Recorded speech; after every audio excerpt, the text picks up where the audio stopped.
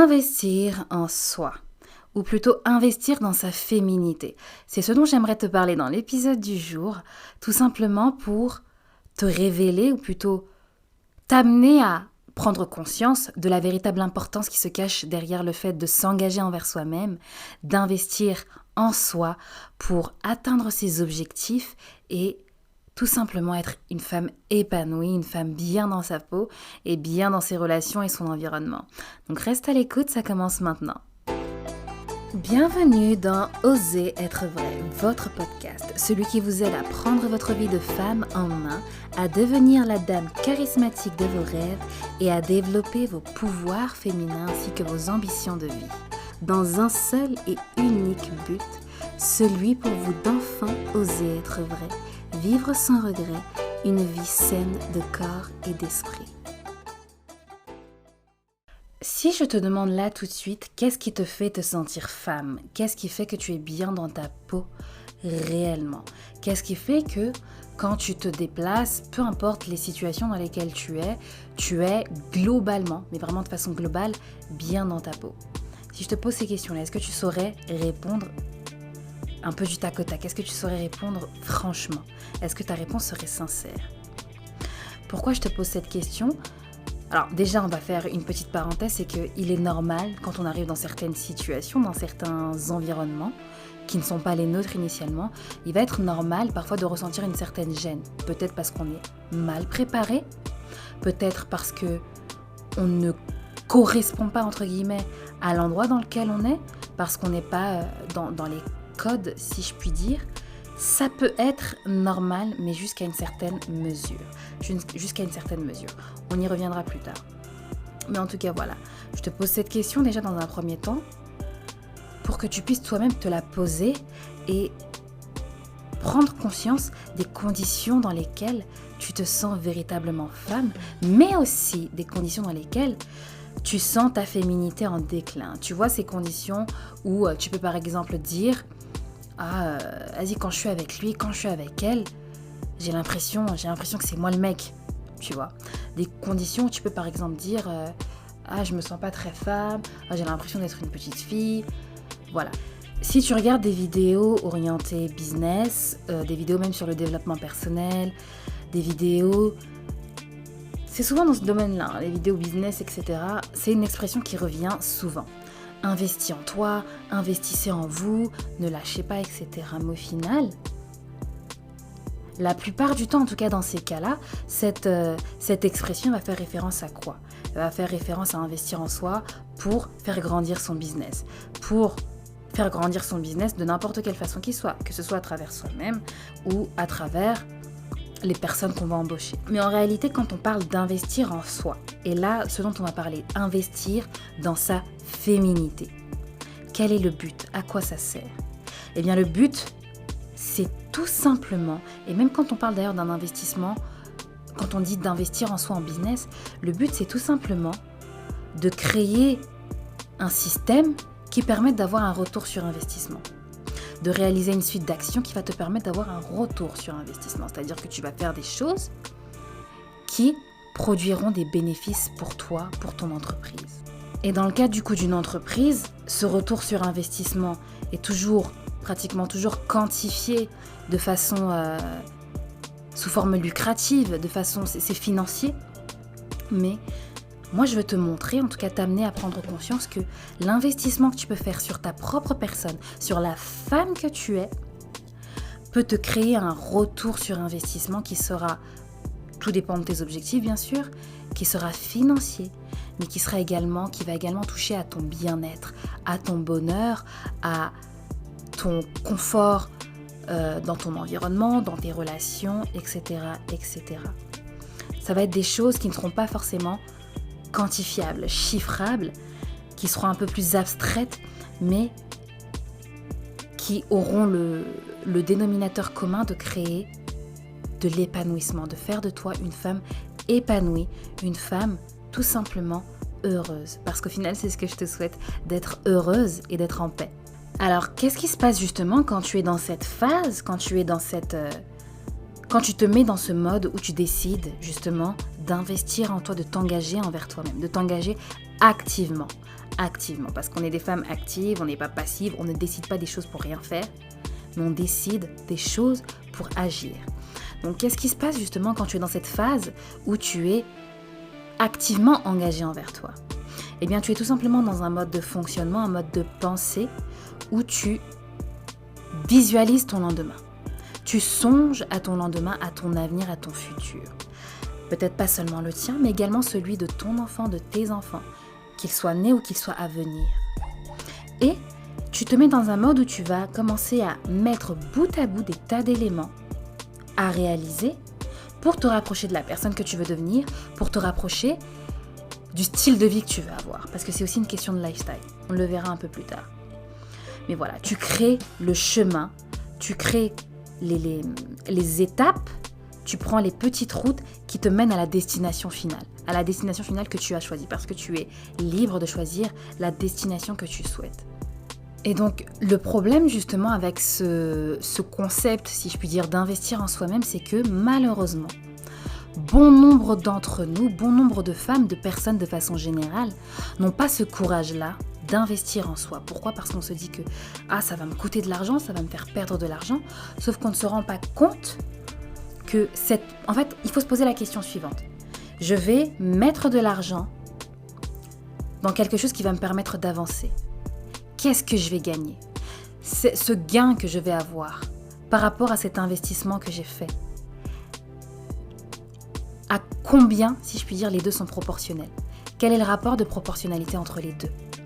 Et assez souvent, ce dont on ne se rend pas compte, et c'est ce qui freine les gens, c'est que le gain est beaucoup, beaucoup, beaucoup plus élevé que l'investissement que vous allez mettre.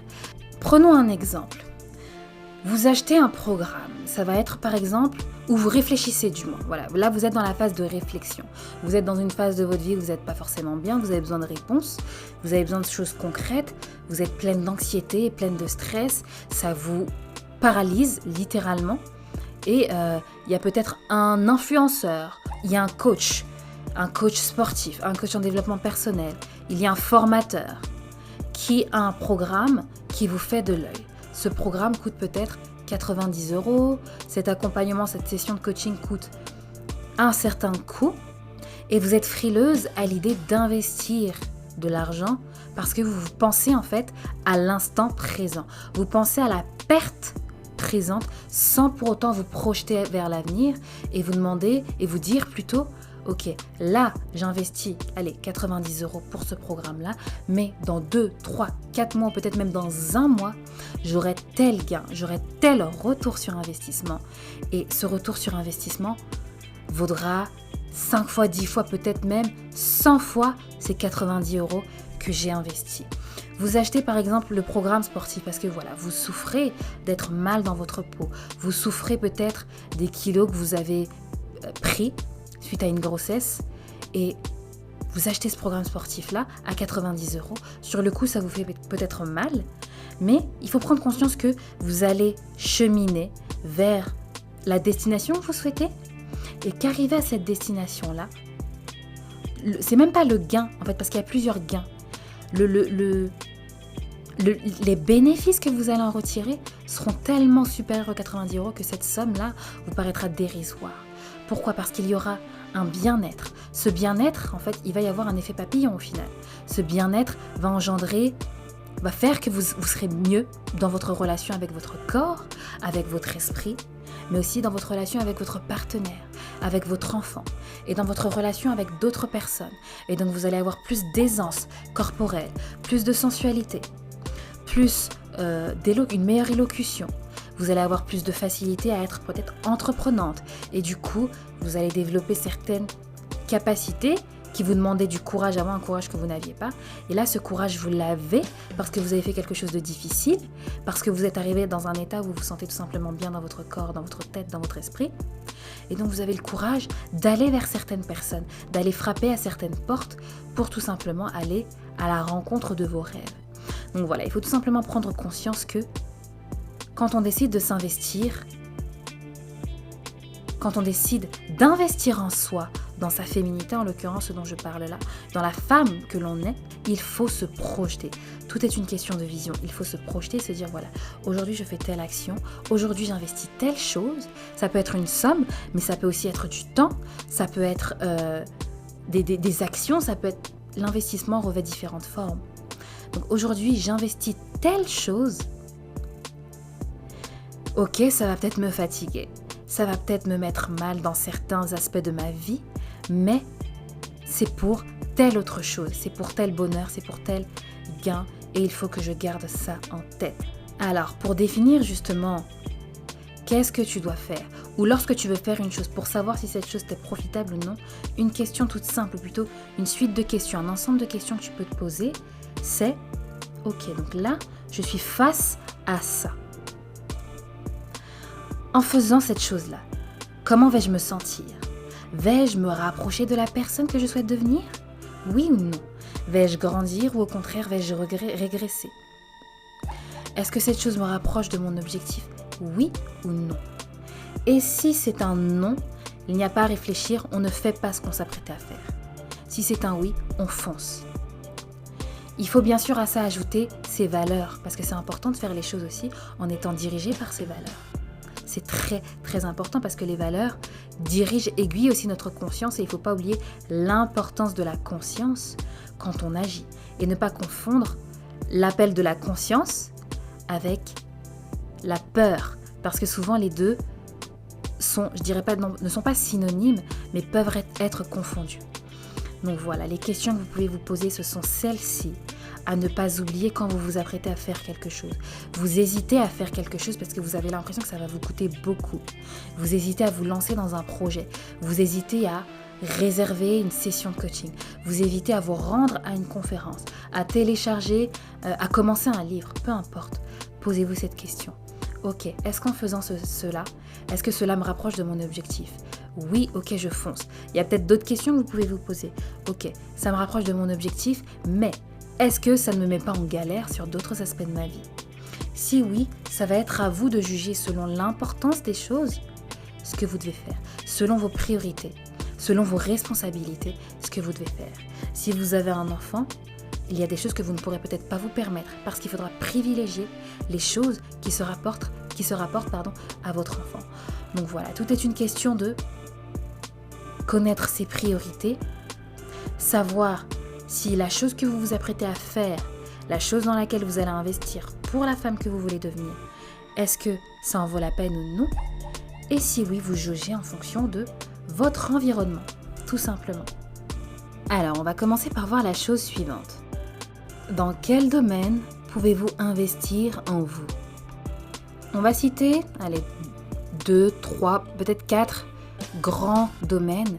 Mais voilà, sachez qu'il y a une infinité de choses dans lesquelles vous pouvez investir en vous, tout simplement parce que vous êtes un être multifacette et parce que vous pouvez avoir des rêves différents des personnes que vous voyez sur Internet, des personnes qui sont autour de vous. Donc, il y a une infinité de choses dans lesquelles vous pouvez investir en fonction de la vie que vous voulez avoir, de la personne que vous voulez devenir, en fonction de vos valeurs, en fonction de votre... Du style de vie que vous avez en fonction aussi de votre passé. Gardez ça en tête. La formation et l'accompagnement. Alors, comme j'en parlais un peu plus tôt, une façon d'investir en soi. Si par exemple vous voulez développer une entreprise, eh bien il va falloir se former à différentes choses. Vous pouvez acheter des formations pour ça. Vous pouvez acheter des livres. Il y a des livres qui sont très très bien. Il y a des livres qui sont même équivalents à des formations. Il y a aussi les formats digitaux, les vidéos, sur YouTube, il y a des tas de vidéos. Enfin, pour vous dire, moi, j'ai réalisé mon site internet. La seule chose que j'ai payé mon hébergeur et le constructeur. Sinon, la façon de faire le site, j'ai tout appris sur YouTube. J'ai vraiment tout appris sur YouTube. Alors, c'est pas un chef-d'œuvre, mais ça m'aide dans ce que je fais. Donc voilà, il y a des tas de choses que vous pouvez apprendre sur Internet. Ne lésinez pas sur toutes les ressources que vous pouvez trouver.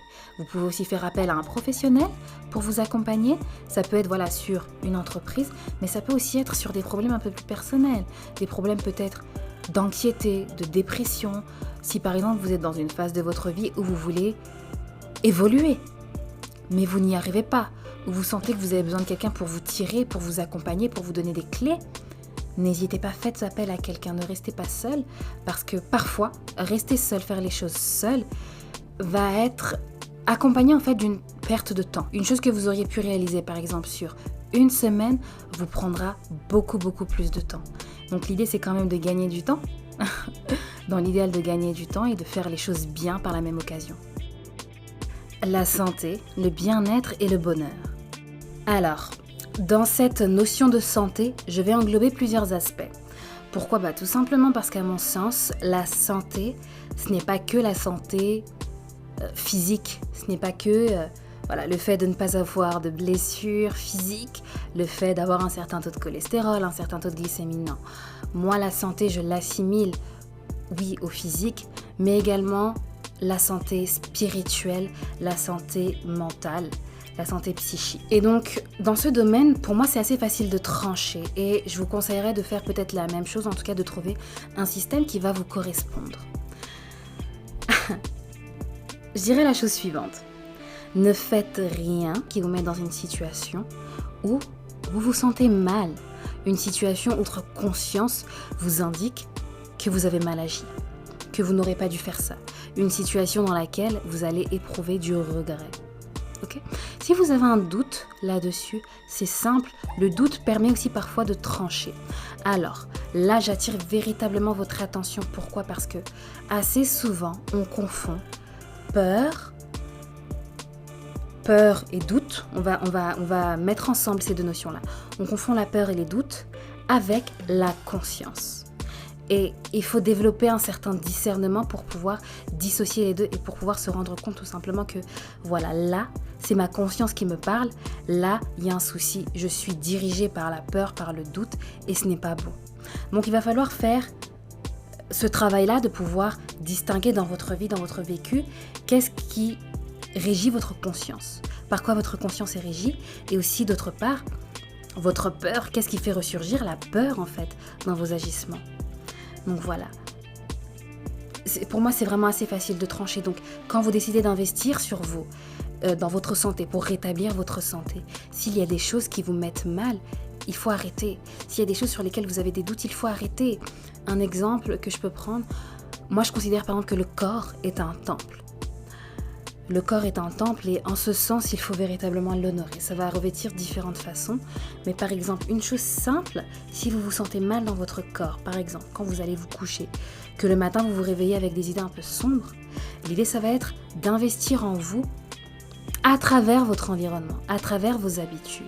Et par exemple, le soir, avant d'aller vous coucher, au lieu de regarder BFM TV, au lieu de regarder BFM, au lieu de regarder un film qui passe sur M6, sur je ne sais pas quelle chaîne, sur Netflix, peu importe la plateforme, mais en tout cas quelque chose qui vous mette mal, quelque chose qui suscite en vous un sentiment désagréable, ça on arrête. Et au lieu de ça, avant d'aller se coucher, on investit en soi en faisant des choses qui sont agréables, en faisant peut-être un peu d'exercice, en faisant des choses qui nous permettent de nous reconnecter à notre corps, en partageant des moments avec son partenaire, en méditant, en faisant des choses, tout simplement des choses qui vont nous mettre bien, tout simplement. Donc voilà, investis dans ta santé, qu'elle soit physique, mentale, spirituelle, psychique, en faisant des choses, en mettant en place des actions qui te profitent et en cessant celles qui ne te profitent pas. L'environnement. Quels sont tes objectifs ? Qu'est-ce que tu veux aujourd'hui ? Qu'est-ce que tu ne veux plus ? Qu'est-ce que tu aimerais retrouver demain ? Ne plus retrouver après-demain, dans une semaine, dans un mois, dans un an. Et là, je te parle d'énumérer, de citer des choses qui sont réalisables. Même si elles sont difficilement réalisables, elles restent réalisables. Donc, sois honnête avec toi-même et cite ces choses-là. Quelles sont-elles ? Une fois que tu auras répondu à ça, il va falloir que tu crées des choses, que tu crées une suite d'actions, que tu crées un environnement tout simplement qui soit le tien. Qui soit le tien, pourquoi ? Parce qu'il te permettra d'aller décrocher tous tes rêves, d'aller décrocher ce que tu veux réaliser. Ta marque de fabrique. Par là, j'entends tout simplement quel est ton style, quelle est ta marque de fabrique. Qu'est-ce qui fait qu'on te reconnaisse toi et pas une autre? Qu'est-ce qui fait que tu marques une personne éventuellement? Qu'est-ce qui fait que, voilà, quand tu arrives quelque part ou quand tu fais quelque chose, on puisse se dire « Ah ça ressemble à Cécilia, ah ça ressemble à Iman, ah ça c'est totalement Ouda ». Qu'est-ce qui fait ce genre de choses-là? Quel est ton branding personnel? Comment tu te reconnais? Et comment es-tu reconnaissable? Tu ne le sais pas. Tu as l'impression que rien n'émane de toi ou encore que tu ne te reconnais tout simplement pas. Eh bien dans ces cas-là, c'est simple. Dans un premier temps, il va falloir que tu apprennes à te connaître. Il va falloir que tu t'exploites, que tu découvres qui tu es. Parce que la personne que tu es aujourd'hui n'est pas celle que tu étais il y a 5 ans, il y a ne serait-ce qu'un an, il y a ne serait-ce que 6 mois. Entre-temps, tu as appris des choses, tu as vécu des expériences qui t'ont façonné, qui ont créé une nouvelle version de toi. Donc tu es constamment en évolution et il va falloir que tu sois raccord avec cette version de toi que tu es. Donc comment est-ce que tu peux investir en toi à travers ton image, à travers ton branding personnel? Tu vas peut-être devoir redéfinir ton style, redéfinir ce avec quoi tu es à l'aise, les vêtements dans lesquels tu es à l'aise, l'environnement comme on en a parlé un peu plus tôt dans lequel tu es à l'aise, le maquillage qui te va le mieux, celui qui te met le mieux en valeur, celui avec lequel tu es à l'aise, justement pour laisser resplendir toutes les facettes de ta personnalité. Il va falloir que tu trouves toutes ces petites choses qui te mettent en valeur. D'un point de vue extérieur, au niveau de tes cheveux, au niveau de, comme on a dit, de ton style, mais également dans ta façon de te nourrir, dans tes consommations diverses, il va falloir que tu saches qu'est-ce qui ne profite pas à ton image, qu'est-ce qui nuit à ton image sur le court et le long terme. Là, par exemple, à travers ton alimentation, il va falloir prendre véritablement conscience que certaines choses que tu fais aujourd'hui n'ont peut-être pas d'impact, mais qu'elles en auront un dans 1 an, dans 6 mois, dans 10 ans. Et il va falloir maîtriser toutes ces choses-là. Tu veux être une femme éloquente, une femme de poigne, développe ton caractère dans ce sens-là. Entoure-toi de choses, de situations qui vont t'aider justement à développer certaines habiletés. Tu veux mettre ton visage en valeur, tu veux mettre tes traits en valeur. Tu ne sais pas te maquiller, dans ces cas-là, prends des cours de maquillage. Prends des cours de tout ce qui peut t'aider à être mieux dans ta peau, à avoir une meilleure image de toi. Tu veux, je ne sais pas, développer ta sensualité. Voilà, ta sensualité, être moins brute de décoffrage et être plus douce. Dans ces cas-là, commence par te vêtir de vêtements qui te permettent d'avoir une certaine amplitude de mouvement. Commence par utiliser sur ta peau des produits qui font que ta peau est agréable à toucher, que tu trouves ta peau agréable à toucher. Commence tout simplement à te traiter comme tu aimerais être vu, comme tu aimerais être reconnu par toi et par les autres. Voilà, on a cité 4 grands corps de domaines dans lesquels tu peux d'ores et déjà commencer à t'investir, sans oublier bien sûr qu'il y a autant de formes d'investissement dans ce sens-là qu'il y a de femmes. Pourquoi? Parce qu'on est toutes uniques, chacune a son passé, son présent, ses priorités, chacune a ses souhaits, chacune a ses blessures, ses cicatrices, et il va falloir composer avec tout simplement pour définir ce qu'on veut et pour l'atteindre. Donc ne l'oublie pas et pose-toi les questions suivantes, n'hésite pas à te les poser, n'oublie pas où est-ce que je veux aller, qu'est-ce que je veux, qu'est-ce que je ne veux plus, est-ce que ce que je m'apprête à faire, est-ce que la décision que je m'apprête à prendre m'avance ou m'éloigne de ce que je souhaite avoir, de ce que je souhaite réaliser. Si oui, en fonction de la réponse, que ce soit oui ou non, tu vas savoir déterminer si oui ou non tu dois continuer dans cette voie-là ou non. Pour l'heure, je te souhaite une très très bonne continuation. N'hésite pas pour toutes les questions, pour les retours. Je suis là pour toi et en attendant le prochain épisode, je te souhaite de prendre soin de toi et des tiens. À la prochaine.